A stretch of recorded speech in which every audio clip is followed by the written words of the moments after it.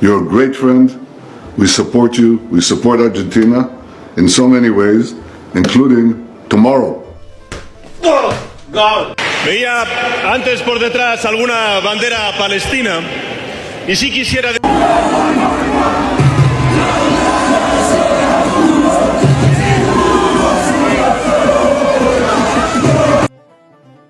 Taphni Har'a Argentinaa fi Speen gidduutti geggeeffamuun dorgommii kubbaa miilaa qofa osoo hin taane daawwitii siyaasaa fi morkii dippiloomaasii guutummaa addunyaa calaqqisiisuudha. Ija ispoortiitiin yeroo ilaalamu Lionel Messiin seenaa ofiisaa haaromsuuf back to back championship yeroo carraaqu dardarrii waggaa 19 Lamine Yamal ammoo dhaloota haaraa bakka bu'uun addunyaa kubbaa miilaa harkaa fuudhuuf dirree seenaa. Garuu ija siyaasaatiin yeroo madaalamu taphni kun waraana gooftummaa Ziyoonistootaa fi Sagalee Haqaa Falasxiin gidduutti taphatamudha. Muummichi ministeera Israa'el Benjamin Netanyahuun kallattiidhaan ba'ee Israa'el guutummaatti garee biyyaalessaa Argentina deeggarti jechuun labsee jira. Speen ammoo biyyummaa Falasxiiniif beekamtii kennitee lammiilee Gazaa lolaan miidhaman ofitti simattee yaalaa jirti. Nutis iccitii waancaa kubbaa miilaa kanaa haala siyaasaa addunyaa waliin wal qabsiisnee qabannee dhiyaannee jirra. Haleellaa Iraaniin loltoonni Ameerikaa lama battalumatti yeroo du'an loltuun tokko eessa akka seene dhabamee jira.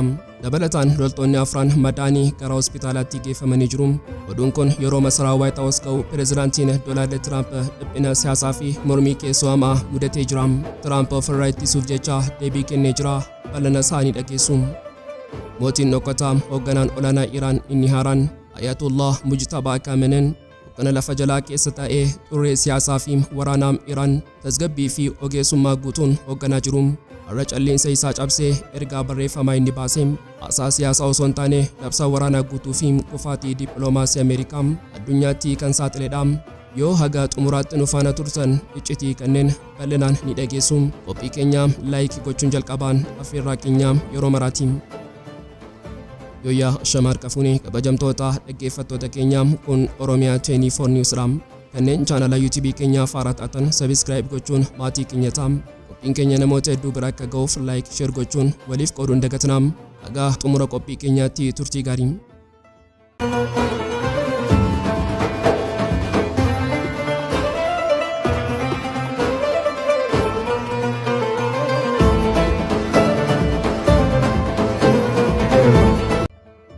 Yeroo ummanni addunyaa biliyoonaan lakkaa'amu ija isaa gara Ameerikaa istaadiyeemii MetLife'itti naannessee tapha xumura waancaa addunyaa 2026 eeggachaa jiru. Xiinxala siyaasaa keessatti garuu waraana biraa kan ji'oopolitiksii fi ayidooloojiitiin raafamaa jiru tokkotu dhaga'amaa jira. Taphni Har'a Argentinaa fi Speen gidduutti geggeeffamu kun dorgommii kubbaa miilaa qofa osoo hin taane daawwitii siyaasaa fi morkii dippiloomaasii guutummaa addunyaa calaqqisiisuudha. Ija ispoortiitiin yeroo ilaalamu Lionel Messiin seenaa isaa haaromsuuf back to back championship yeroo carraaqu dardarrii waggaa 19 Lamine Yamal ammoo dhaloota haaraa bakka bu'uun addunyaa kubbaa miilaa harkaa fuudhuuf dirree seenaa. Garuu ija siyaasaatiin yeroo madaalamu taphni kun waraana gooftummaa Ziyoonistootaa fi Sagalee Haqaa Falasxiin gidduutti taphatamudha. Mee dhugaa kanaam shira siyaasaa irraa kaafnee haa xiinxallu. Muummichi ministeera Israa'el Benjamin Netanyahuun inni addunyaan akka yakkamaa waraanaatti barbaadaa jirtu kallattiidhaan ba'ee Israa'el guutummaatti garee biyyaalessaa Argentinaa deeggarti jechuun labsee jira. Netanyahuun pireezidaantii Argentinaa Javier Milei bilbilaan dubbisee ati michuu dhugaatii tapha kanarratti isin faana jirra yeroo jedhu Milei ammoo gammachuudhaan gargaarsi keessan nu boonseera jechuun deebiseef. Kana qofan turre Netanyahuun ambaasaadara Argentinaa waliin osoo kubbaa miilaa taphatu viidiyoo waraabee addunyaatti gadi dhiisee maaliif Israa'el haga kanaam Argentinaa keessattuu mootummaa Milei ofitti maxxansiti. Sababiin isaa salphaadha. Pireezidaantiin Argentinaa Milei gogaa sanyii Israa'el Gazaa keessatti raawwatu ifatti kan deeggaruu fi ofii isaa michuu Yihuudootaa lakkoofsa tokkoffaa jedhee kan of waamudha. Israa'el isheen addunyaarraa adda baatee dhiphattee har'a moo'icha Argentinaa akka moo'icha ofii isheetiitti ayyaaneffachuu barbaaddi. Gama biraatiin ammoo Speen jirti. Speen biyya kubbaa miilaa qofa mijeessitee dhiittu miti. Isheen biyya dirree dhugaa ba'aa giddu galeessaa taatedha. Yeroo biyyoonni Awurooppaa hedduun dhuguugaa Israa'el ija cufatanii daawwatan muummichi ministeera Speen Pedro Sanchez murannoodhaan ba'ee hariiroo dippiloomaasii Israa'el waliin kutee meeshaan waraanaa akka isaan ittiin gurguramne dhorke. Inni hunda caalaa Ameerikaa fi Israa'el dhiphisee garuu Speen birmadummaa mootummaa Falasxiiniif beekamtii kennuu isheeti. Mootichi Ispeen Filiip Jaafaan ambaasaadara Falasxiin kabajaan masaraa isaa keessatti simate. Kana qofas miti, Ameerikaan buufata xiyyaara Ispeen fayyadamtee Iraan irratti haleellaa akka raawwanne dhorkitee jirti.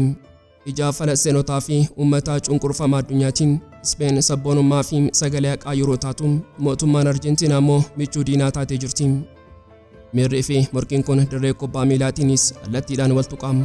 Taphataan dargaggeessi Ispeen Lamine Yamal inni sanyii Morookoo fi Ikwaatooriyaal Giiniiti dhiibbaa diinaa tokkollee osoo hin sodaatin alaabaa Falasxiin morkii addunyaa irratti ol kaasee deeggarsa isaa agarsiisee jira. Gama biraatiin Messi fi Lamine Yamal seenaa ajaa'ibaa qabu. Bara 2008 keessa Messiin waggaa 20 yeroo turetti sagantaa UNICEF fi Barceelonaan qopheessan irratti Lamine Yamal isa daa'ima ji'a muraasa ture bishaaniin dhiqee ture. Har'a daa'imichi sun guddatee dirree xumura waancaa addunyaa irratti namicha isa dhiqaa ture sana faana morkii waancaa addunyaaf wal dura dhaabbatanii jiru. Kuni seenaa ispoortii idila addunyaa keessatti mudannoo ajaa'ibaati. Haa ta'u malee morkiin irraa ispoortii qofa osoo hin taane ji'oopolitiksii idila addunyaati. Pireezidaantiin Ameerikaa Doonaald Tiraamp inni waraana baha giddu galeessaa fi ulaa Hormuz keessatti dhiphatee jiru har'a dirree istaadiyeemii kana keessatti argama. Tiraamp Giyaanii Infaantinoo pireezidaantii FIFA waliin ta'uun kuni ispoortii seenaa addunyaa keessatti isa milkaa'aadha jedhee faarsaa jira. Garuu lafa jalaan Tiraamp uummata Iraan viizaa dhorkatee pireezidaantii Meeksikoo of cinaa teessisee waltajjii kana akka meeshaa siyaasaatti fayyadamuu isaatti of tuulaa jira. Walumaa galatti waancaan addunyaa 2026 addunyaaf dhugaa seena qabeessa tokko ifa godhee jira. Taphi har'aa kubbaa miilaa daqiiqaa 90 qofa miti. Uummanni Falasxiinii fi warri haqaa Ispeeniin akka bakka buutuu isaaniitti ilaala. Viva Ispeen jechaa jiru. Israa'elii fi finxaaleyyiin ammoo Argentinaa akka gaachana isaaniitti leellisaa jiru. Dirreen MetLife har'a waraana ayidooloojii, dippiloomaasii fi seenaati. Kubbaan yeroo dhiitamu sagaleen isaa Damaasqoo irraa hanga Tel Aviv, Waashingtan irraa hanga Maadriiditti dhaga'ama. Addunyaan amma muddama kana ija ajaa'ibsiifannaan daawwachaa jirti. Eenyutu mo'ata? Dhugaa Ispeen qabattee jirtu moo dhiibbaa Israa'elii fi Ameerikaa Argentinaa duuba jiru? Kunis daqiiqaa muraasa booda seenaan ni barreeffama. Osoo qilleensi baha giddu galeessaa aara baaruudaa fi ho'iinsa misaayilaatiin ukkaamamee jiru, har'a dhugaadhaa fi madaallii waraanaa guutummaatti garagalchuutu dirree lolaarraa ifa ba'e. Waraanni Ameerikaa fi Iraan gidduutti boba'aa jiru amma daangaa biyya tokko yookaan lamaa cabsee mootummaa biyyoota Arabaa fi buufataalee waraanaa Ameerikaa naannicha keessa jiran gara obomboleettii ibiddaatti harkisaa jira. Iraan isheen diinonni ishee misaayila fixatteetti jechuun of gowwoomsuun har'a tooftaa baankii taargeetii ishee bal'isuun iddoowwan waraanaa Ameerikaa irratti duulaaraa fi sodaachisaa bantee jirti. Raayyaan waraana Iraanii fi eegduun warraaqsaa indoomina cimaadhaan marsaa 17ffaa duulaa bakakkaa jedhamu labsuun drooniiwwan of dhosanii fi misaayilota akka tuuta kanniisaatti samiirra roobsanii jiru. Xiyyeeffannoon isaanii jalqabaa Kuweetii fi kaaba Iraaq Kurdistaan ture. Kuweet keessatti buufata qilleensaa Al-Saliimii fi kaampii Udeyrii iddoo kuusaan meeshaa waraanaa fi loojistikiin Ameerikaa itti tuulamee drooniidhaan ooftee jirti. Gama kaaba Iraaqiitiin ammoo magaalota Arbil, Suleemaaniyyaa fi Dawuuk dho'insaan raafamanii jiru. Buufanni waraanaa Ameerikaa Hariirii fi qoonsilaan Ameerikaa Arbil jiru misaayilaan yeroo dhanaman sirna ittisa Ameerikaa of baraaruuf olii fi gadi dhukaasuuf dirqamee jira. Haa ta'u malee kiyyoon ibiddaa Iraan asirratti hin dhaabbanne. Harki isheen dheeraan gara Baariinii fi Saawud Arabiyaattis darbee jira.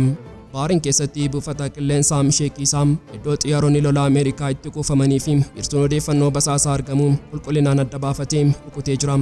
Saawud Arabiyaa keessatti ammoo sirna akeekkachiisaa halkan keessa iyyuun jiraattonni magaalaa Al-Karjim iddoo buufanni Ameerikaa jiruu fi yaambuu wiirtuu daldala boba'aa galaana diimaa irra jiru akka da'oo barbaaddatan dirqisiisee jira. Kun Iraan Ameerikaan eessatti iyyuu akka nagaa hin arganne taasisuu ishee agarsiisa.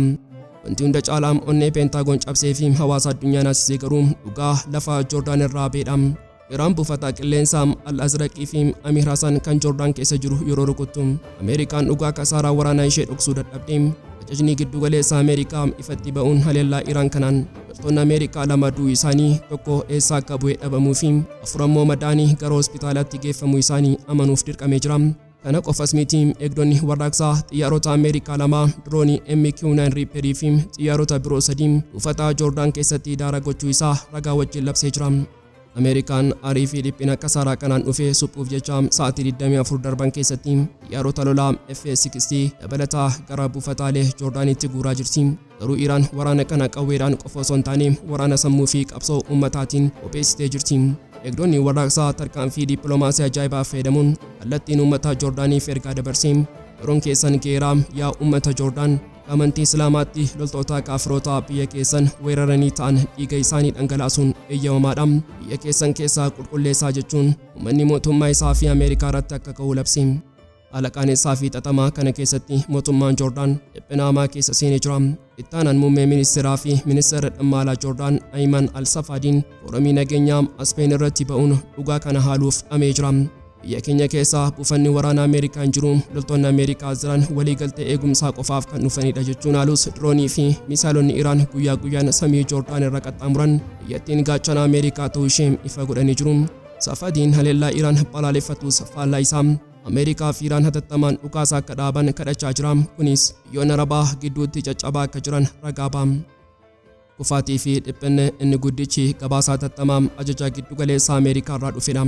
Ameerikaan isheen yeroo hundaa miidhaa loltoota ishee dhoksuuf yaaltu har'a dhugaa lafee cabsu tokko ifatti amanuuf dirqamtee jirti. Yaa jimaataa buufata waraana Ameerikaa kan Joordaan keessatti argamu irratti misailonni baalaastikii fi dirooniiwwan Iraan akkuma bakakkaatti gadi roobanii haleellaa duguggaa kanaan loltoonni Ameerikaa lama battalumatti yeroo du'an loltuun tokko isaa akka lixee dhabameera. Dabalataan loltoonni afur madaanii gara hospitaalaatti geeffamaniiru. Erga waraanni kun eegalee haleellaa kallattii Iraaniin dhiigni Ameerikaa ifatti dhangala'uusaa isa jalqabaati. Lakkoofsi kun garuu ijoo qofadha. Akka Peentaagoon saaxileetti waraanni Guraandhala 28 eegalee kun hanga ammaatti loltoota Ameerikaa 16 galaafatee loltoota 430 ol madeessee jira. Mee dhugaa kana hubadhaa. Biyyi doolaara tiriliyoonaan waraana qopheessitee raadarii fi aayirandamii qabna jettu Iraan ishee waggoota 40f ugguramtee dura dhaabbachuu dadhabdee reeffa loltoota ishee lakkaachaa jirti. Oduun kun yeroo masaraa White House ka'u pireezidaantiin Doonaald Tiraamp dhiphina siyaasaa fi mormii keessoo hamaa keessa seenee jira. Paartiin Dimookiraatotaa dhiiga loltoota keenyaaf itti gaafatamaan Tiraampidha jechuun yeroo iyyatu Tiraamp ofirraa ittisuuf jecha deebii kenne. Eeyyee du'uun loltoota nama gaddisiisa jechuun Tiraamp miidiyaaleef garuu isaan kan du'an Iraan meeshaa niwukileeraa akka hin argannee fi giddu galeessaa akka ibiddaan hin gubannee fi jedhee jira. Tiraamp kufaatii isaa kana dhoksuuf seenaa waraana Veetnaamii fi Afgaanistaan bara Baayiden keessatti loltoonni meeqa akka dhuman kaasuun of qulqulleessuuf tattaafate. Garuu addunyaan dhugaa ni beekti. Waraana kana of tuulummaadhaan bobeessee Tiraamp mataa isaatiin har'a immoo ibiddichi deebi'ee morma isaa hudhaa jira. Waraanni kun amma daangaa qaxxaamuree guutummaa abbaa giddu galeessaa gara dirree badiisaatti jijjiiraa jira. Ameerikaan aarii loltoota ishee dhabdeetiin kibba Iraan Baandar Abbaas keessatti bu'uuraalee ibsaa fi bishaan qulqulleessuu irratti boombii roobsitee jirti. Iraan ammoo biyya rukutamtee boosuu waan hin taaneef ishee dheeressitee Kuweet keessatti bu'uuraalee boba'aa fi bishaan qulqulleessuu daaraa gootee jirti. Haleellaan Iraan sun hagam jabaa akka ture saayiriiniin sagalee akeekkachiisaa Saawud Arabiyaa fi Baariin keessatti osoo walirraa hin cinne iyyuu isaa akkasumas Joordaanii fi Iraaq samii isaanii keessatti misaayila Iraan wajjin waldhaansoo qabuun isaanii ni mirkaneessa. Walumaa galatti waraanni kun dhugaa tokko ija addunyaa dura kaa'ee jira. Ameerikaan Iraaniin diinagdee fi xiyyaaraan ni jilbeenfachiifna jechuun yeroo abjootu Iraan ammoo kottaa dacheen Arabaa fi galaanni kun awwaalcha loltoota keessanii ta'a jechuun ragaa qabatamaa agarsiisaa jirti. Iraan lubbuu uummata ishee dhabdus abdii kutachuu irraa obsaan madaallii waraanaa kana to'achaa jirti. Tiraamp baasii waraanaa fi dhiigaa loltoota isaatiin dhiphatee yeroo raafamu Iraan hulaa Hormuz cuftee misaayila qarattii waraana kana isintu eegalee garuu xumura isaa nutu barreessa jechuun leenca dhugaa ta'uu ishee addunyaatti lallabaa jirti. Iraan isheen Ameerikaa fi Israa'eliin boombiin itti roobaa jiru. Boomtii harka kennetti immoo ni deebisii gaaffii jedhuuf deebii kan kenne sagalee miidiyaa irraa yookaan ibsa idilee osoo hin taane akeekkachiisaa onnee Peentaagoon irraas tokko isaa dukkanaa fi dhoksaa keessaa akka bakakkaatti dho'edha. Mootiin dhokataan hoogganaan olaanaa Iraan inni haaraan Ayatollah Mujtabaa Khaamene'ii ulee isaatti hirkatee holqa eegumsa cimaa qabu keessaa addunyaatti murtii xumuraa lallabee jira. Erga waraanni Guraandhala 28 eegalee fi abbaan isaa Alii Khaamene'ii ajjeechaa diinaatiin wareegamees Mujtabaan ija uummataas ta'ee kaameraa miidiyaa duratti dhiyaateen beeku. Inni madaa'eeraa qaamni isaa laamsheeraa biyya bulchuu hin danda'u jechuun olola yeroo oofu.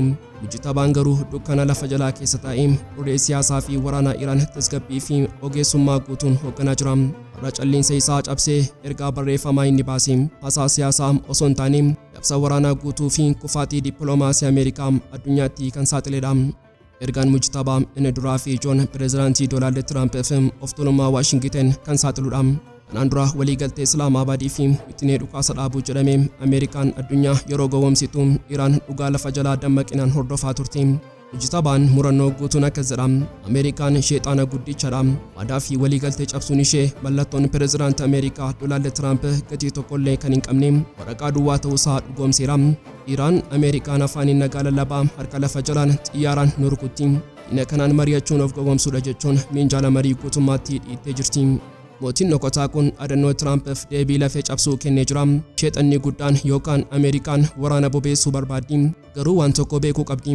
Uummanni keenyaa fi addi warraaqsaa barumsa seenaa keessatti gonkumaa hin dagatamne ishee barsiisuuf qophiidha jedha. Mujtabaan gootummaa loltoota Iraan warra qarqara galaana kibbaa irratti xiyyaaraa fi doonii Ameerikaa wajjin wallaansoo qabaa jiran faarsuun wanti guyyoota darban dirree lolaatti argitan dhandhamaa xiqqaa barnoota Ameerikaan nurraa argachuuf deemtuuti jechuun diina akeekkachiise. Kana jechuun misaalonni Iraan warri buufataalee Ameerikaa Kuweet, Joordaanii fi Baariin keessa jiran daaraa godhan sun jalqabaa waraanaa kanaa qofadha jechuudha. Gama biraatiin Mujtabaan ogeessa siyaasaa keessoo ta'uusaas mirkaneessee jira. Waraana kana injifachuuf meeshaan waraanaa qofti gahaa akka hin taane waan beekuuf xiyyeeffannoo isaa gara uummataa fi hooggantoota Iraanitti naannessee birmadummaan of danda'uu fi kabajni Iraan tokkummaa keessoo irratti hundaa'a jedha.